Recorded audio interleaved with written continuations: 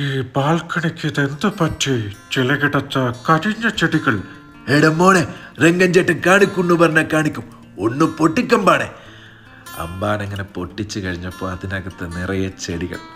എൻ്റെ അനിയൻ്റെ ഫ്ലാറ്റിൽ അവൻ്റെ ബാൽക്കണിയിലെ ചെടികളൊക്കെ കുറച്ച് നശിച്ചു പോയി, കരിഞ്ഞു പോയി എന്നൊക്കെ പറഞ്ഞാൽ അവന് ഭയങ്കര വിഷമായിരുന്നു. അപ്പോൾ ഞാൻ നാട്ടിൽ കുറച്ച് എൻ്റെ പെറ്റ്സായിട്ട് വളർത്തിക്കൊണ്ടിരുന്ന കുറച്ച് ചെടികളെ അവന് കൊടുക്കാമെന്ന് വിചാരിച്ചു. അങ്ങനെ ആ വൈകുന്നേരം നല്ല സായം സന്ധ്യയിൽ അവൻ്റെ ബാൽക്കണിയിൽ ചെടികളൊക്കെ ഇങ്ങനെ അറേഞ്ച് ചെയ്ത് കൊടുത്തു. ഇത് മാർബിൾ പോത്തോസാണ്, ഇത് ഡിഷ് ഡിയ. എല്ലാം കഴിഞ്ഞു കഴിഞ്ഞപ്പോൾ മഴ, കട്ടൻ കാപ്പി, ജോൺസൺ മാഷ്, അന്തസ്. അങ്ങനെ ചായ കുടിയൊക്കെ കഴിഞ്ഞാൽ വൈകുന്നേരത്തെ കാറ്റൊക്കെ ഇങ്ങനെ ആസ്വദിച്ച് നിൽക്കുമ്പോൾ ഇളം കാറ്റിൽ തേങ്ങാക്കുലകളാടുന്ന പോലെ ചെടികളാടുന്ന കാണാൻ നല്ല ഭംഗിയുണ്ടായിരുന്നു.